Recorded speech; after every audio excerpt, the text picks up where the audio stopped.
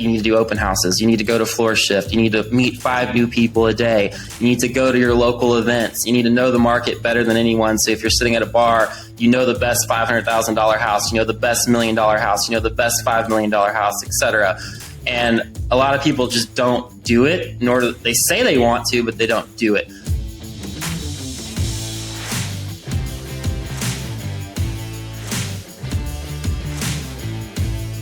So the question is this: how do most agents find the secrets to succeed in today's competitive real estate market, especially when the top agents are keeping those secrets to themselves? That's the question, and this podcast will give you the answer. Hi, I'm Aaron Amuchastegui, and welcome to Real Estate Rockstars.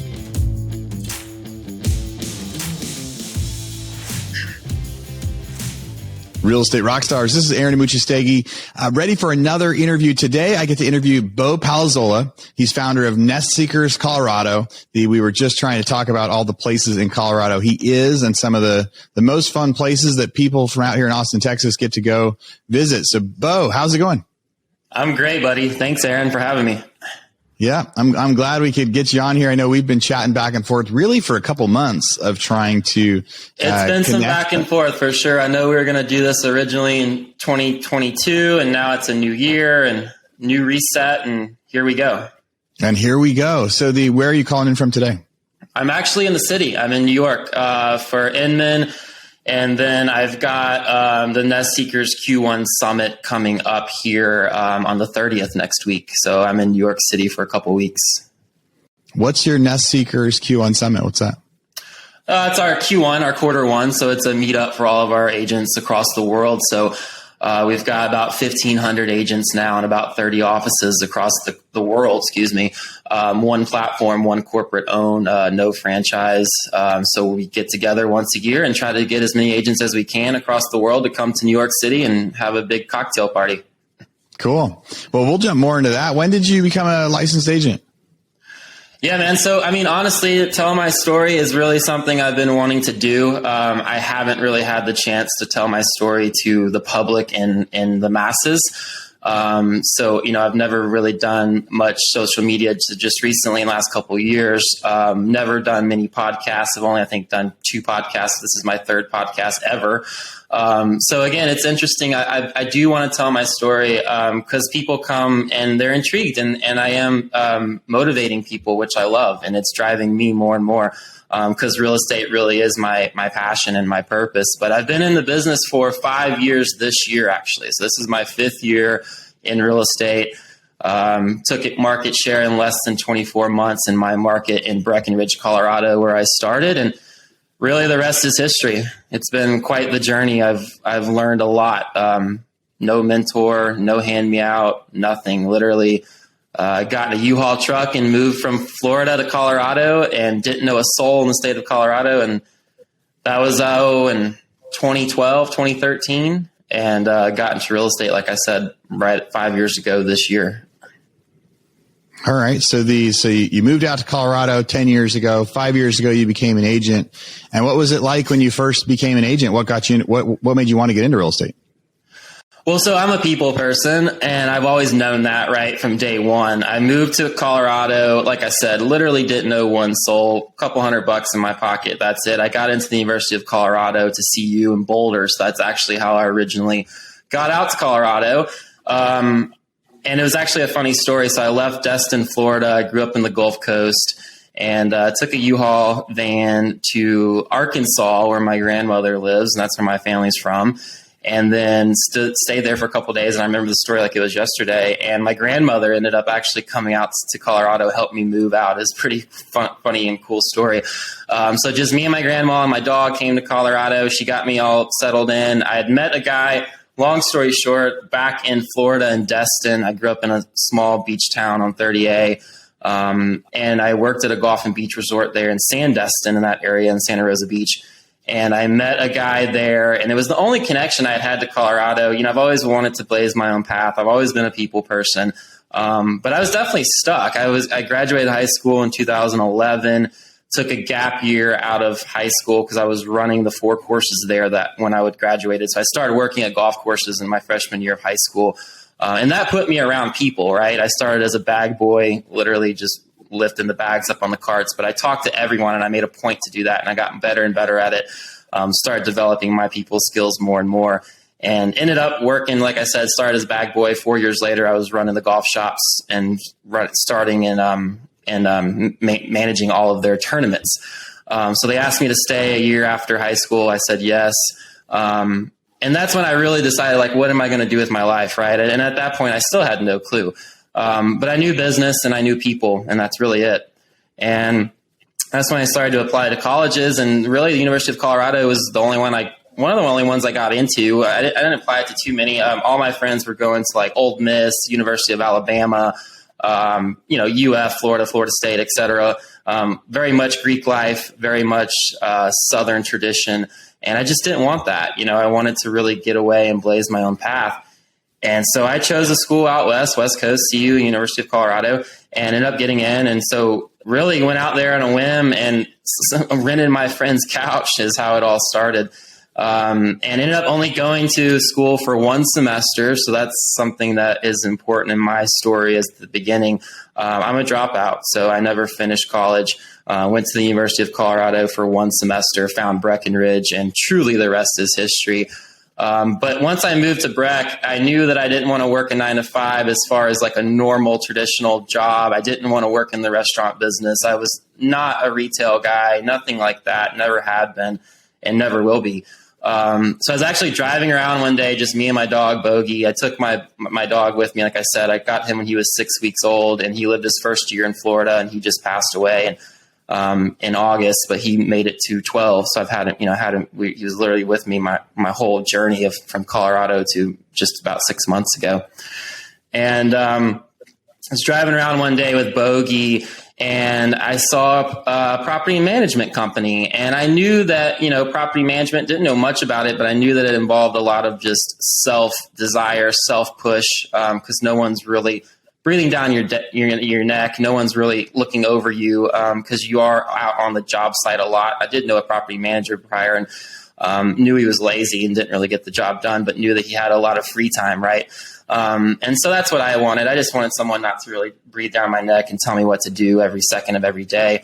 So I literally walked into this property management company, didn't have a job help wanted sign on the door, no ads in the paper. They were not hiring at all, full transparency.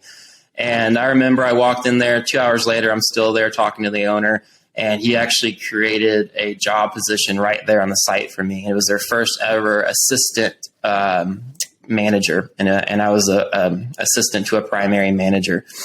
And within 3 months, I was a primary manager. Within 6 months, I had a free manager's apartment. And within a year, I had a manager's credit card and a manager's truck.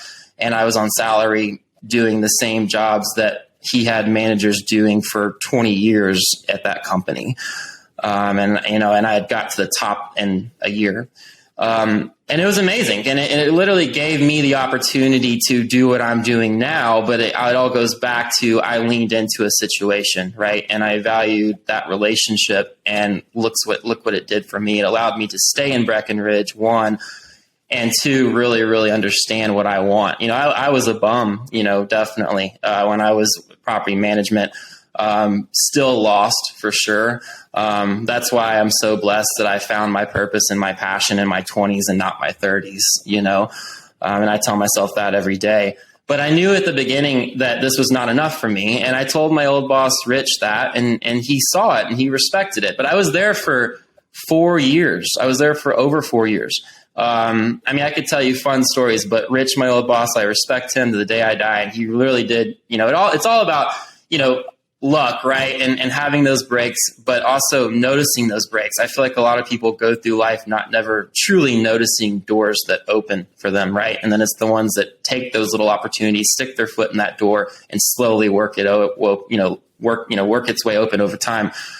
But I did notice that opportunity that he gave to me. I mean, I remember he loaned me money to buy my first snowmobile, and I paid him back every paycheck to paycheck because that was the lifestyle out there. And, being able to go outside and enjoy those activities.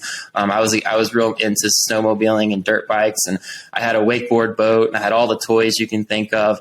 As I got into my career in real estate, obviously, I was able to afford those, but this is all starting out literally paycheck to paycheck. And my old boss literally bought me a snowmobile. It was really, really cool. It was a special moment for me. But just knowing that what's next, right? And I went to Rich, and it was such a powerful conversation because he already knew what I was coming to him about before even really opening my mouth. And I just said, buddy, like, I want more. And he said, I know that. I see it every day. I can't give you more. And that's when it was really a light bulb moment. And it was an aha for me that is what's next. And I knew that it was real estate because I truly am a people person and I know how to build relationships very easily. I find a common ground, a common connection, and I go from there. And it does come very natural to me. So Rich actually, one of the first property management companies in Breckenridge, been there for 35 plus years now. Does purely HOA exterior management. So we don't do any short-term rental stuff like that, just building and landscape maintenance and management. So he knew one of the top developers in Breckenridge, and one of the first real estate agents there, literally. His name is Bob Gervin. And Rich said, you got to go meet Bob. It's the only guy I know in real estate. Take it or leave it. Take it for what you can. And I said, sure, please. Thank you so much. And, whatever, time goes by, and sure enough, long story short, I go finally set a meeting with him. And I remember this too, like it was literally yesterday. And there's a few things I've taken in my life through this young career that I've had so far that really do stick with me. And I have a couple of them I want to share, but this is definitely one of them. And it's the first thing I ever learned in real estate. And this is what I tell all my new agents. And I've got 17 agents now working for me. But this is what I ask all of them. This is what I tell them is there's two ways to do real estate. And this is what this guy told me. And he was the original developer of Beaver Run, one of the first ski resorts in Breckenridge. He's over 90 now, still selling real estate. I mean, he's a legit legend in the Breckenridge real estate market. And he said, Bo, there's two ways to do real estate. And he looked at me in the face. He said, you either go be someone's assistant and do whatever they say, or dive headfirst in and don't look back. And I literally took that advice literal, and I dove headfirst in, got my license, and I knocked on 1,000 doors my first week in the business. And that's how I got my first listing. I got my first listing 2 weeks in real estate. Didn't know one soul, did not have a mentor because Bob never offered to talk to me again. So that was just a one-time conversation. And sold my first deal and sold 17 homes my first year in the business, did over 20 million in sales, and literally came out of nowhere. When I say I came out of nowhere, I have a red X on my back bigger than the state of Colorado. So it's been quite the journey. But that's something that literally stuck with me, is the dive headfirst in and don't look back, or go be someone's assistant and literally do whatever they say. And I just took that advice and I dove headfirst in. And like I said, it's been 5 years this year. I've done over 300 million in career sales. I broke the record for the highest price ever in the history of Breckenridge, highest price home sale at 17 million. And then 5 days later, turned around and broke the highest price land sale at 15 million. But let's backtrack. I don't want to get too into that. I started my career at RE/MAX, literally just going to all the different brokerages in town, knowing that who's going to hire me? I don't have any experience. And so of course we all start at RE/MAX or Coldwell Banker or one of these, what I consider an entry-level brokerage, Keller Williams, et cetera. And that's what I did. So I didn't know any of the difference. I honestly didn't. But now I look at it and I say, when I was at RE/MAX, I was in the minor leagues. And when Sotheby's recruited me, I got brought up to the big leagues. And I believe that. And that's what happened. So I was at RE/MAX. I became their best rookie agent ever at Breckenridge in the history of that office. Like I said, I did about 20 million plus in sales my first year. And then Sotheby's recruited me. I was with them for about 2 years and became their number one agent overall, and out of the Breckenridge office, and also one of their top rookie agents ever out of the Breckenridge office. And that's when it all started coming together for me as far as what do I really want and what can I do with this business, right? And that's when I knew that I wanted luxury. And not kind of to get too far ahead, because I really want people to understand my story in detail. But, people see me on Instagram now and social media and getting on the jets and flying all over and having that lifestyle, but it really is what I've put into it, right? And working those 80 to 100 hour work weeks when I was at Remax, the first 24 months in the business. And doing all the back end stuff that no one really sees, right? I mean, again, this business is the little stuff. I've learned it all on my own. I'm 30 years old, just turned 30. And I've taught literally everything I've taught myself. I've done it just through experience and failure. I could tell you a funny story. I was literally, when I was at Remax starting my career, I would fly to Beverly Hills on Tuesdays just to go to broker tours, just to go to broker caravans. So like, I know I think differently, but I know that people think the way I do. It's just actually doing it. And I'm not scared to do it. You know, I mean, it's zero intimidation is what I say, and consistency. But I would seriously, no joke, Aaron, I would take, you know, at this point I was just starting out. I hadn't sold a couple houses yet. I remember the first deal I ever sold, I think I made $15,000. And I remember I called Rich, my old boss, and I was still working property management. And I said, I'm quitting. I'm going full-time real estate. And I thought $15,000 was a lot of money back then.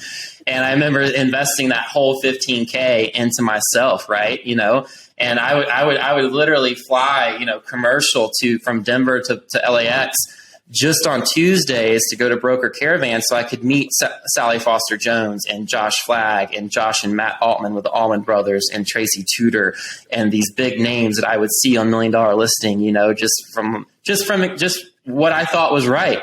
But I wasn't intimidated, and I thought outside the box. And I said, hey, I'm going to actually fly here and meet these people when I know they're actually hosting their own open houses. So then I befriend, you know, some local nobody agent on Instagram and pay them, you know, $100 to get access to their MLS and get their broker caravan sheet for that week or whatever. And I would know exactly where each broker is going to be at that listing. And I would just show up. And I remember this. I showed up in Malibu one time at Chris Cortazzo. He's #1 in Malibu. I showed up at his open house, a $75 million house on PCH. And he looked at me like literally, who is this kid? Like, leave me alone, right? And literally 2 other times I show up, and then he starts to recognize me. And same with Sally Foster Jones. Now I take her to the Beverly Hills Hotel for lunch every time I'm in LA. And it's just a powerful testament of what I've done, you know? Hey, real estate rock stars. This is Aaron Muchastegi, and I'm interrupting myself to bring you this commercial break from one of our sponsors. There's somebody I've been looking at for a long time, and when they reached out to me, I said, yes, we have to be able to do this deal. So that sponsor is Follow Up Boss. There's a lot of superstars out there that use Follow Up Boss. What's your favorite CRM? We're using Follow Up Boss. We use Follow Up Boss. So we use Follow Up Boss. I love Follow Up Boss. I love it. We have action plans now for bringing on new agents. We have action plans for our recruiting. We call them action plans in Follow Up Boss, which will trigger tasks for the agents to do as far as calling. Follow Up Boss I like more for the integrations with everything, MailChimp, Call Action, all those different products. I will say we used Sync, and we switched from Sync to Follow Up Boss. Honestly, the greatest CRM I've ever used. I've used Brivity, Sync. I've looked at Boomtown, like Real Geeks, just a bunch of different ones. But me personally, I fell in love with FUB about like 7 months ago when I first started using it. I've used Boomtown. I've used LineDesk. I've used Conversion. And I think Follow Up Boss gives you the most integrations that are simple, and it gives you the best ability to go and integrate large things into one single solitary platform, yet at the same time, it's still affordable. I do like Follow Up Boss better just because you can text from the app and things like that. It's just a little more convenient for me. It tracks everything that I need. I can customize it if I want. If I want to go smart list based, that's fine. If I want to go task based, it's fine. I think it's one of the best systems, and it's very user friendly. It just really helps me never drop a ball because it's so user friendly. I don't have a one horse in the race with Follow Up Boss. Purely objective, Follow Up Boss has been the best one that we've found. Now, I've used Follow Up Boss. We've actually used it in our non-real estate businesses as well because it's so good at being able to set timers, set automatic texting and emailing. So here's what we got. For Real Estate Rockstars listeners, you get a 30-day free trial. That's normally 14 days. So in order to get this, you go followupboss.com, just like it sounds, /Rockstars. Go there, get your 30-day free trial and check it out. Especially if you aren't using any systems or any CRMs yet, this will be a great one for you to start with. Thanks again. Now back to our show. So I like that whole mindset, right? So you're flying out to Beverly Hills, and I guess with that, you're trying to meet them and then let them know essentially like, hey, if you guys have any clients that are interested in Breckenridge, like I'm your guy out there. Well, not even that, Aaron. Like I was so self-made in this business that I just wanted to learn from the best, literally. So I thought to myself, I'm going to go to the best and I'm going to do what they're doing. And then I'm going to do more. You know, I had a billionaire in Montana. I've landed in Montana, and I had a hedge fund billionaire tell me once, Bo, you have to be weird in a good way. Okay. You have to be weird, but in a good way. And that kind of stuck with me, but you need to do what everyone else is doing, what the best is doing, and do more and do better than what they're doing. So really it wasn't for networking purposes. I mean, networking definitely, referrals, not so much. It was really just to put myself in their shoes and learn their world. And I did, you know, and now. So you were just there to study them. You're going to fly out there and you were going to study them. And after a while, if they recognize you, maybe you could get a coffee or maybe you could get a lunch and you could just ask more questions. Exactly. Now, you said you didn't have any mentors, like you were creating the mentors as you were doing that from the guys that you've seen on TV, guys and gals you saw on TV. You know, let's go back a little bit to so you first started working for that property management company, right? And you were like the assistant. You was like just getting started, no experience. How did you grow so quickly in that? Because partially before that in your lifestyle, you were like, hey, you worked at a golf course, like you were you said like you were a go-getter, but you also said you were kind of lost. Like, what was it that set you apart from the people that had been in that business for 15 or 20 years that helped you kind of catch up? Because within a year you had caught up, you had gotten as promoted as you could be, and you were an equal to anybody else in the business. So just really quick, like what was it that helped you then? I think honestly, it's myself, right? So at the end of the day, I mean, of course I talked about being lazy and then not knowing a direction, but I knew that I was always going to be someone. And when I have a very strong mind and a very strong will, so when I tell myself I'm going to do it, I do it. Now, typically, if I say that, it's gotten a lot better in the beginning of my career, in the beginning of, you know, just me becoming a man and an adult. I'd have to tell myself that a few times for it actually would happen, or actually I would do it, you know. But now I'm at the point where if I say something, I do it. Every goal I've wrote down, I've accomplished. But I think ultimately I had a light bulb moment where I was a bum and I said, I am going to do something. I made the change and I stuck to it and I did it. I've always been a hard worker. I've never been scared of hard work. My old managing broker at Sotheby's said I'm literally the hardest working kid. I mean, he called me a kid, but I'm the hardest working kid he's ever met in his life. I'm the hardest working agent he's ever met in Breckenridge and Summit County, et cetera. And he said this multiple times. So I know that I'm not scared to work hard. I think it goes back to that, but I think it goes back to everyone, and especially myself, needed an aha light bulb moment to really start that process. Right. So what advice would you give to somebody that's listening here that like really isn't a real estate agent yet, and they just got their foot in the door somewhere and they're like, that sounds great. Like yes, in the next year, because you see it both ways. People say like, go work for somebody and it can end up to be something awesome. And then you see some people do it, but then other people complain after. They're like, no, I volunteered, I tried, but I never got that big promotion. Like I went to work for that guy, but then I never got that big promotion. So like, so is it just work ethic? Like what advice would you give? I mean, honestly, Aaron, it's consistency. I mean, like you just mentioned, I've had agents in this industry come to me and say, what do I do? And I say, you need to do open houses. You need to go to floor shift. You need to meet 5 new people a day. You need to go to your local events. You need to know the market better than anyone. So if you're sitting at a bar, you know the best $500,000 house, you know the best $1 million house, you know the best $5 million house, et cetera. And a lot of people just don't do it, nor do they say they want to, but they don't do it. But I will say this. I've had a lot of new agents come to me and say, what do I do? And I say, do an open house, right? And that's a great start for a new agent. And then they come to me after the open house and say, Bo, no one came. What do I do? And I say, go back tomorrow. And they say, no, I don't want to. And I say, well, good luck. Never talk to me again. And I say, and I mean that in the nicest way, but I talk to so many people now in my life that I don't have time. I can't want it for you as much as I want it for myself. Right. And I know that in this business, it's consistency. That's it. So I know that you have to show up more than once. You need to show up 1,000 times, 10,000 times to really make it in this business. Real Estate Rockstars, this is Aaron Muchastegui. Thank you for letting me interrupt for a second. I've got something really, really important to talk about. You know how last year we kept talking about that mastermind? What is the mastermind? What are we talking about with that mastermind? Last May, There was like 60 or 70 people of you listeners that had never met, flew out to Austin, Texas. We all hung out at this awesome event center, and we spent a couple days with some great guest speakers talking about skills and strategies to succeed in real estate. And then we had these mastermind tables where everyone rotated, everyone got to meet everybody, everyone got to provide value. Some of the agents there had only done 1 or 2 deals ever. Some of the agents there had done hundreds of deals, and they all got to interact and help each other build their business and build their strategies. And I've heard so many stories of friendships that came from that, of referrals that have come from that. There were 6 or 7 people at that one that heard me talk about doing an Ironman, and we all did an Ironman together in North Carolina last month, and we had never even met before the podcast live. So it's been such a cool experience. I would love it for you guys to come. Days March 6th through 8th. Sign-ups right now. Go to hibandigital.com/mastermind. We also have a room block set up. It's 3 days, downtown Austin. Great, really cool hotel, really cool convention center that we're going to be hosting it. And we're going to get a chance to, I can't wait to meet you guys. I can't wait for you to meet other listeners. I can't wait for you to develop these new interactions. And really what we're teaching, last year was like, how do you make a business better? But the market was just starting to turn, and I was trying to give some people some advice of what to do when it was happening. Now it has turned. And this time we're going to be talking so much about how to pivot and what to do next. So again, I hope you sign up for the mastermind. Sorry for such the long advertisement, but I can't wait to meet you. hibandigital.com/mastermind. So let's jump then to your first 2 weeks in real estate as an agent.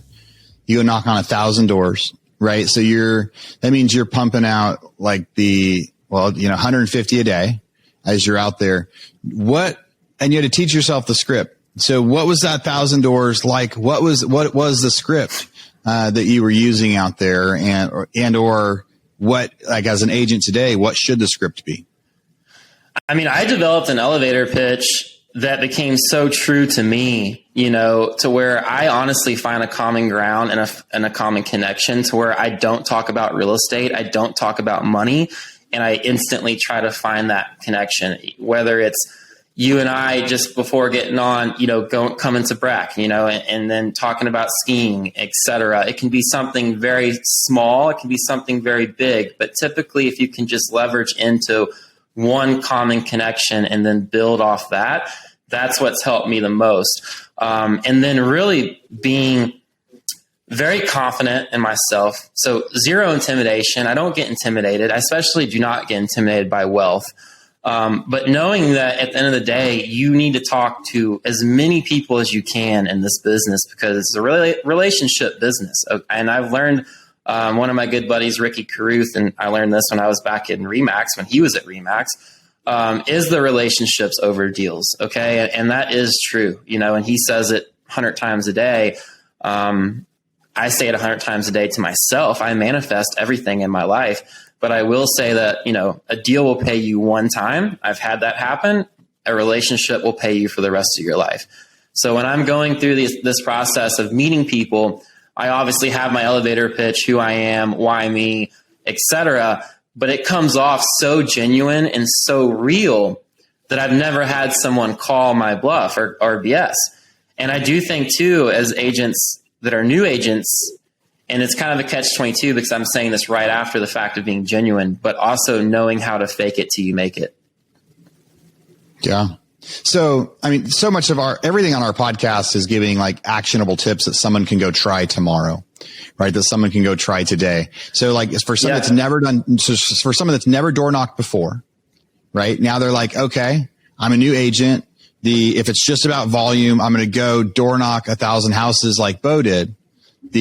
So what elevator pitch should they be starting with? Is it just, hey, I'm a new agent? Like what can they copy and go do tomorrow? I think if you're a brand new agent, you need to figure out first where you want to be and where you want to sell. You need to know what neighborhoods, what streets you like, where you're passionate for. Okay. And then you just need to jump in and do it. So it's just start knocking on the doors, but not telling people that you're a brand new agent, not telling people that you're just here to get their business. Just talk, add value, right? And just be a human. Because at the end of the day, you can introduce yourself, obviously let them know that you're a real estate broker. Your brokerage is right down the street, who you are. But just say, hey, just introduce yourself literally. And I've had, hundreds of people slam the door in my face. And don't get me wrong, door knocking was never something I did, I will say, consistently in my business. It's something I did in the beginning because what I developed is what I call is blitz marketing. And I blitzed my own marketing in the beginning, and I did it for 24 months straight. Now I haven't knocked on a door in 3 years. Okay. So understand that. But I will say, just doing it and introducing yourself and showing that you have value to add, right? That you just want to be a friend and you're just there to help. Breckenridge is a very small community. So, a lot of times you're able to talk about local events. You're able to ask them if they went skiing that day. It's little things like that. So find a common ground, common connection, knock on the door, say, hey, I'm Bo Palazola with Nest Seekers. I'm a local real estate agent in the neighborhood. I was just stopping by to say, hey, how are you doing today? I don't want to talk about the value of your house or anything like that, but just let me know if you ever need help. Literally, just ask if you need help with anything. I mean, I've done stuff from literally watching my clients' cats to changing cat litter to helping people move furniture to, it all. So just know that going above and beyond, I say this, go above and beyond and always exceed clients' expectations by offering to do the littlest things and the most random things. If a driveway needs to be shoveled and you go knock on a door, offer to shovel their driveway while you're there. Yeah. So I'll say something else too, Aaron. And this is kind of fun. We can do this all day. But another one I will say that works for a new agent is network alone. Go to local events alone. Go to a local bar and drink water alone. Know the top events any given month in your community. And I'll say this, if you go to a bar, always sit in between two people and always talk to the person on your right first, and then always talk to the person on your left second. And it's amazing how those two people have complete different life stories, and typically you end up talking about real estate. Yeah. Just from getting, just going through the motions and getting yourself out there, then actually just doing the volume. You also mentioned, so then in the first 24 months, so you get started, you're like, hey, I'm going to dive in head first. I'm going to teach it myself. Within a couple of weeks, you get your first listing. But then you said also what you did when you're back with Remax is in those first 2 years, is you kind of did everything else, right? And what is that? Like you said, the back end, the other things everybody isn't doing, the blitz marketing.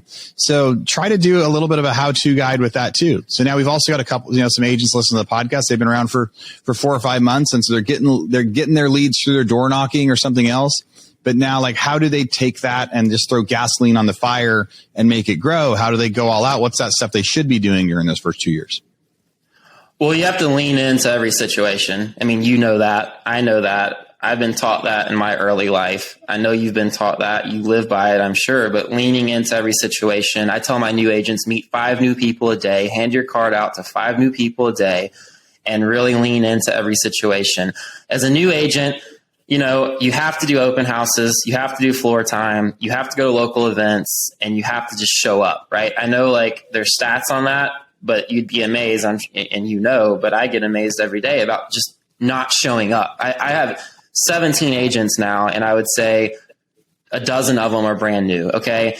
And if I go to my office on Main Street, Breckenridge at 10 a.m. on a Saturday, and my competitor across the street is open and we're not, that's a problem. That pisses me off. Okay. And that's because I've given new agents a platform to succeed, and now they're not taking that opportunity. So as a new agent, the first 24 months in the business, you need to go to the best in your market. You need to try to learn from the best, shadow from the best, and then be better than the best. But then you also need to lean into every situation, go to every broker tour, every Tuesday, every Thursday for Broker Caravan. You need to go to every open house you ever see in your life. Anywhere in the world I go to, I see an open house, I stop what I'm doing and I go inside. It's just how my brain works, right? But real estate, you can't shut it off. So, I think new agents need to learn that there's no balance, okay, to this, that really it's more of a circle. So it's a work-life circle, I would think, because you can't turn it off. So think about this. If it's a balance, then you have to turn one on or one on the other off. And we're always on the clock. You never know where your next deal is going to come from. So you can't truly turn this off. So I think if you're an agent and you're getting in the business, you have to ask yourself if this is your purpose and if this is your passion. Because my dad told me, and I'll never forget this, he died when I was 11. is figure out what you're good at first and then find a way to make money doing it, you know? Yeah. Yeah. Figure out what you're good at, figure out what you like. And I like the stat, the concept of just showing up, because there is so much, because no matter what agency you sign up with, whatever brokerage, whatever team, whatever anything, they all provide something that's trying to be their value. They provide meetups, or they provide training, or they provide speakers, or they provide floor time, or whatever. There's something happening, and it always drives me crazy when I see, because a lot of people I talk to, they'll host a training for like their local office for their agents, right? They've got 10 or 15 agents, and they'll bring in a guest speaker to come in and talk to them about something. And then 4 agents show up, right? And it's like, and then the other 11 are the ones that are complaining about broker splits. They're trying to figure out like, well, what's in it for me? Like everybody, like so many agents out there right now, especially as the market gets tighter, everybody's counting their commission, right? And they're like, well, maybe if I go to this place, it's an 80-20 split instead of my 70-30, maybe that's going to help. But they also seem to be the agents that aren't actually showing up to put in any of the work. It's unbelievable, Aaron. I see them come and go now in my early career, so I've seen it. But, I can't want it for them as much as I want it for myself. I've said that, but I mean it. And it's true, it's interesting. I call it right now, and I don't know if you've heard this recently, but it's separation season is what I think is happening. Mm-hmm. I think that people can switch brokerages all day, but at the end of the day, it's your own brand and it's your own you. It's Bo is why I get these listings. It's Bo why I have these clients. It's Bo why I broke these records, I want to go into a story when I went from Remax to Sotheby's. I was starting a team in Sotheby's. And at the time, the local Sotheby's franchise, if you know, obviously Sotheby's is mainly franchised throughout the U.S. I think there's 52 corporate owned Sotheby's. Everything else is franchised. And I'm not a franchise guy because there's too many layers. You can't talk to the top. It's too chopped up in my opinion. And it actually proved itself. It proved that to me by being with the Live franchise of Sotheby's at the time. And I wanted to start a team, and they discouraged teams. They did not encourage teams at all at this time in this office. So I actually demanded that I had a team. And it was crazy how I just started disrupting the industry from my local market and now just growing out. And I ended up leaving Sotheby's, because I saw growth, right? I saw that we needed change. So I ended up going, I've been courted by everyone at this point, but I went down the road with Compass, and Robert Repkin made me an offer, and they bought me. And it's crazy because it's a testament to what you're saying now. And I want everyone to really, really hear what I'm saying. But at the end of the day, it's your own brand. Okay.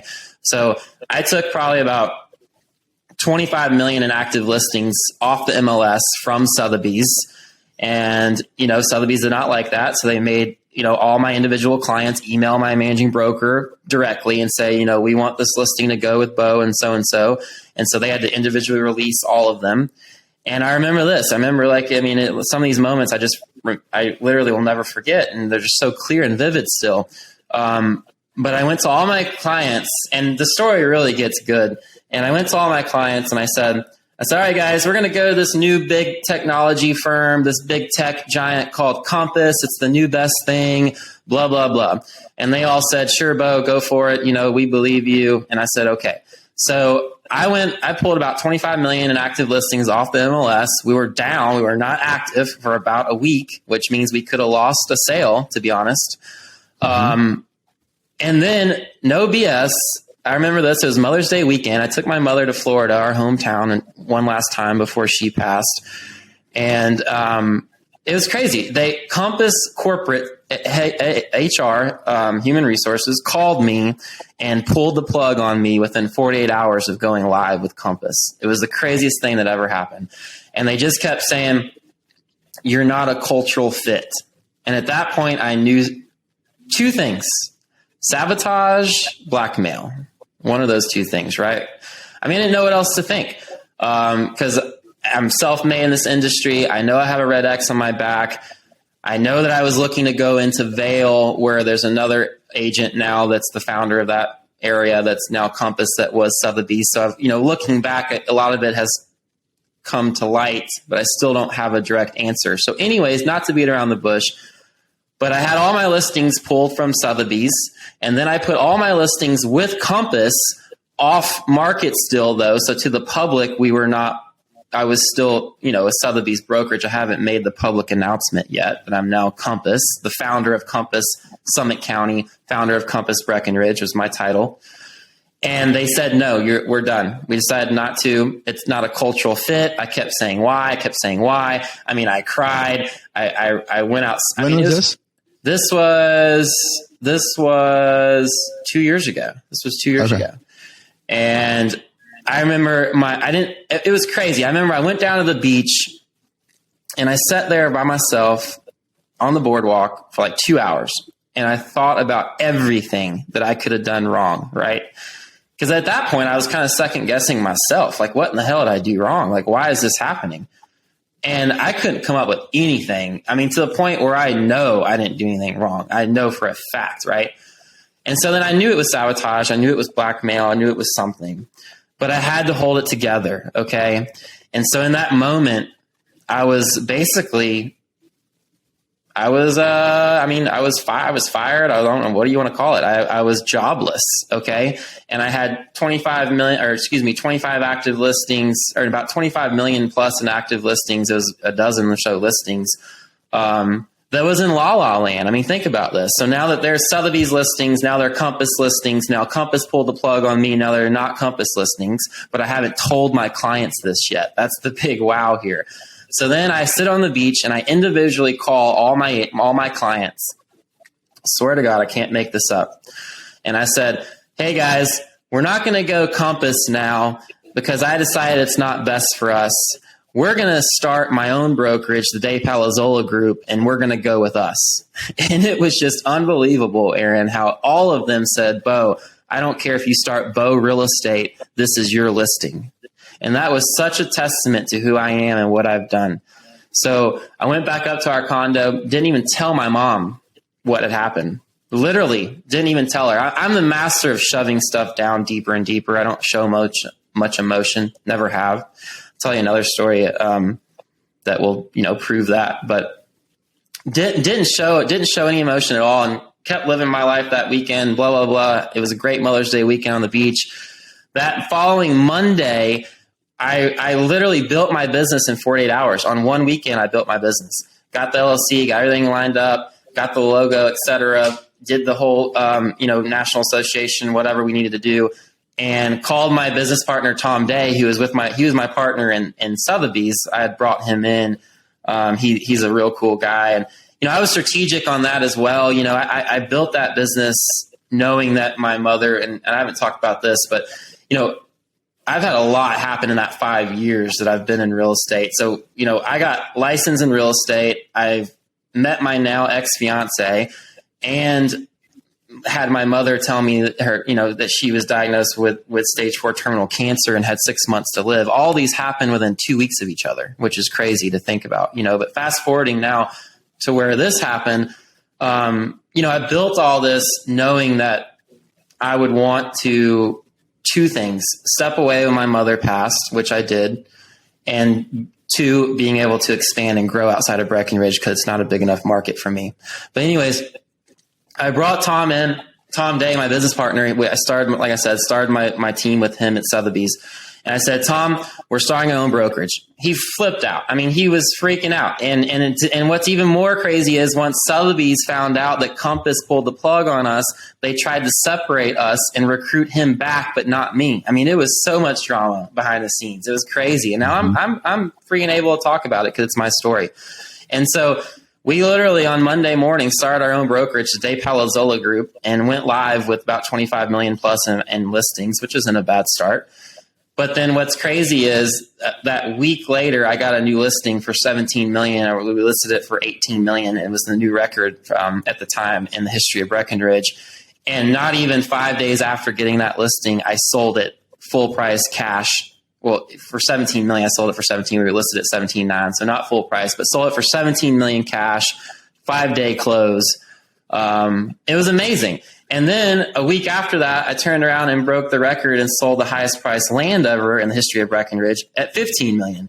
So then if you think about it, I didn't break these records under these big name brokerages, right? I broke these records under little old Day Palazola Group, you know? So I was so blessed, really, how all of it ended up working out and how it gave me instant credibility into the luxury market.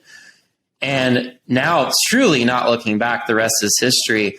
I knew I wanted to merge my company with a very high-end luxury corporate-owned brokerage, you know, and I knew that that was either Douglas Elliman, I knew that was either Nest Seekers, I knew it was corporate Sotheby's, or you knew it was Compass, but Compass was already out, right? So at that point, I was really focused on Nest Seekers International. But the reason why I'm telling this story and not to get too scattered is, you know, you guys can pick different brokerages all you want. I've been with 5 brokerages, kind of to go back to your point here. And I didn't change because I wanted to. I didn't change because I had to, or, you know, necessarily because I wanted to. I changed because, 1, I had to, but 2, I saw more opportunity and I wanted more freedom, right? But I knew at the end of the day, it was my own brand and my own worth is why I've become so successful. So I'd like for all these new agents to really understand it's all about what you put into it. There's no floor, right? So if you don't sell shit, you're not making shit, but there's also no ceiling in this business, right? And like your podcast, I mean, we really truly are the rock stars of the world now. And I believe that because there is no ceiling to what you can make in this business. Yeah. Yeah, one of the best parts about real estate is anybody can get in, regardless of your education, regardless if you dropped out of college.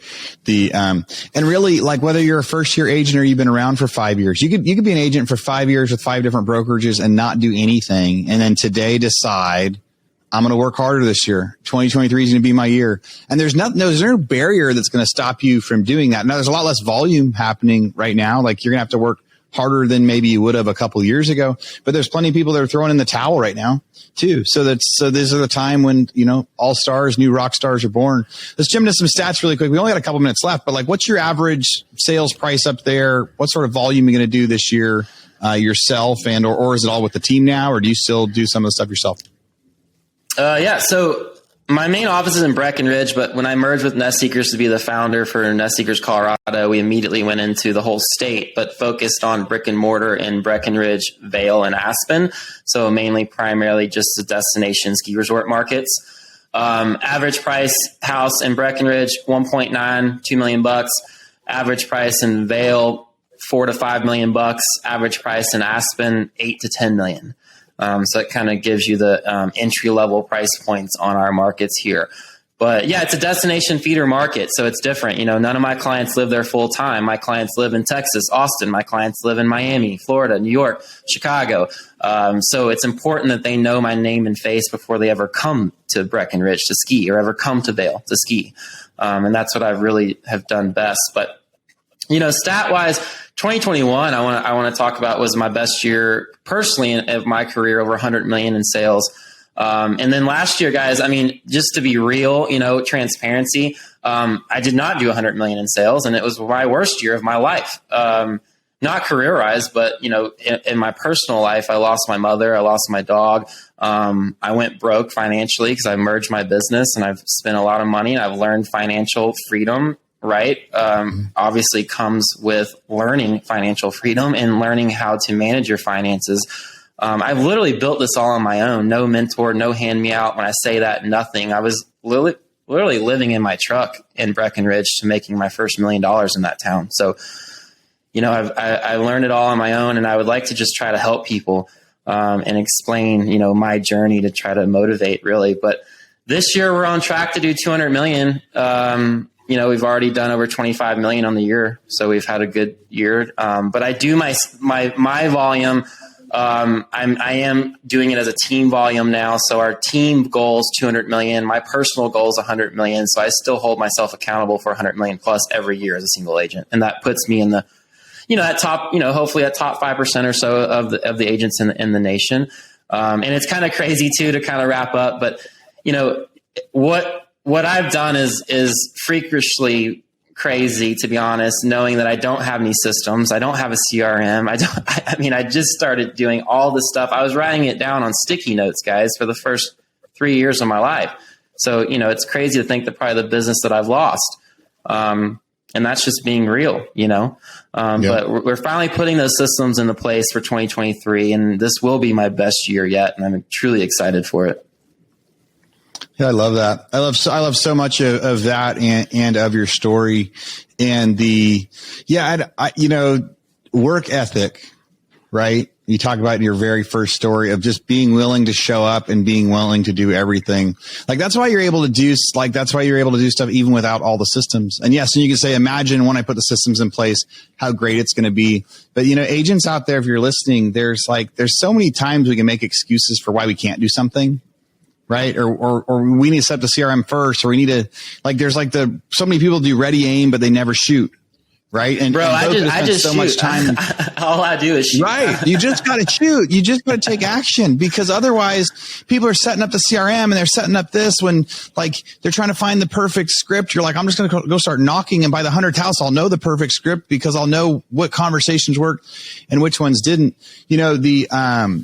I love at the, most of my listeners know, I went broke 3 times after making millions, right? And the first time I went, probably the second time I went broke was because I was doing so well in my businesses, in my real estate businesses, but I didn't have any mentors. I didn't know anybody else that had money, that made money. We were wasteful with it. We didn't, put it away right. We didn't invest it right. There were so many things that I wish I would have had just one mentor. And when I joined the Mastermind, the Go Abundance Mastermind 2016, 2017, it was right after my third, going broke and starting again. And I found a new market in a new state that I was going to redo some of my businesses. And I remember that time having other people to talk to and mentors. So sometimes we have to learn these hard lessons on our own. You have to go broke on your own to do it. For listeners, we've got our Real Estate Rockstars Mastermind is March 6th through 8th. And there's going to be some of you guys out there right now that I want part of Bo's story to hit there of hey, I'm doing really, really good, but it'd be cool if I had a mentor, and I don't want to make that same mistake someone else did. I'm just starting to get good. What do you mean? I might lose this next year. There's a lot of stuff that if you're an all-star in your area, you might be the Lone Ranger out there. And there's so many listeners from there's so many different cities where there aren't other people. And if you're a rock star in your area, or you want to be a rock star in your area and you feel like you're a Lone Ranger, then attending our mastermind in March is a great way to not be doing this thing alone, to find those mentors, because we've got people that have done one deal and we've got people that have done hundreds of deals. And if you can't make it out into our mastermind in March, find a mastermind somewhere, or find a meetup, or start to find a network. Because I remember knowing if I would have just had a couple people I could ask some questions to, I wouldn't have gone broke in 2013. I would have maybe done something different with these opportunities that were out there. So for anyone interested in the mastermind, go to realestaterockstarsnetwork.com/mastermind. 3 days in Austin, Texas. It's going to be a great time. Some people come use the cryotherapy tank at my house. Maybe some of us will go golfing after. We'll do a whole bunch of fun stuff too, along with that. But I just stole some of Bo's time, because when he talked about, doing it alone, it's just that reminder that we shouldn't have to do it alone. And when I learned that, my life changed. So Bo, you've got the last couple minutes to say whatever you want about anything. How should people find you, follow you, reach out to you? Anything else? Yeah, guys, honestly, I just want to be here for y'all in the real estate community, so I am starting to put my face in public more. Like I said, I've done everything I've done on my own, and I've failed enough that you guys can learn from it. So, reach out to me on Instagram. It's Breck Realty, BRECK Realty. Same on Facebook, LinkedIn. And just let me know how I can help you. Let me know how I can add value. That's what I want to start doing more in 2023. I'm writing a memoir. I'm working on a book. I'm starting to do more keynote events. I just did a keynote with 200 people in Long Island a few days ago with Ricky Carruth. So again, just however I can be of value, please let me know and reach out. Awesome. All right. So find Bo at Breck Realty. That's where him and I first started chatting, was on Instagram. And it's one of my favorite places to get to meet most of you guys too. So, Bo, thanks for coming on the podcast today. Awesome. Thank you, Aaron. Real Estate Rockstars. Thanks for listening. All right, Real Estate Rockstars, this is Aaron Muchastegui jumping in again to thank you for listening to the show. Hopefully you guys loved listening to that one. And I want to make sure that you know about all of the extra resources that we have. And also, we need your help. They say podcasts are free. You get to listen to podcasts for free. But what is the cost of that podcast? I would say if I could beg you to pay anything for that podcast, I would say the cost of the podcast is going and giving a review. So whether you download it on Google or Apple or YouTube or anywhere else, please go give us a review. Say what you liked, what you didn't like. It helps us get better guests. The more reviews, the higher we get in the rankings. Right now, we are the biggest podcast out there for real estate agents, and we want to keep that spot because we know there's lots of podcasts out there. So go give us a review. Also, be sure to go to hibandigital.com. If you liked any of the resources that those real estate agents talked about, we've got a huge video vault of those resources for free. Every penny that comes on the podcast that we interview, they give us something that helps them get their deals or helps them work with their clients. And we put that in the toolbox in our vault for you. So go to hibandigital.com and you can get it. If you're looking for real estate education, go to rebusuniversity.com. We have all sorts of courses in there to help agents succeed in real estate, how to get the listing, how to negotiate deals, how to become an investor, all sorts of different stuff, rebusuniversity.com. And if you want to chat with me, go find me on Instagram. And if you come find me on Instagram, you can send me messages. Tell me what you want to hear. Tell me what you liked, what you didn't like. We try to put a bunch of content out there too. You can find me in 2 different places. It's at rerockstars.com for our Real Estate Rockstars page, or at aaronamuchastegui.com for my personal Instagram page, where I can chat with you about all sorts of different things. Thanks for listening. We'll see you again soon.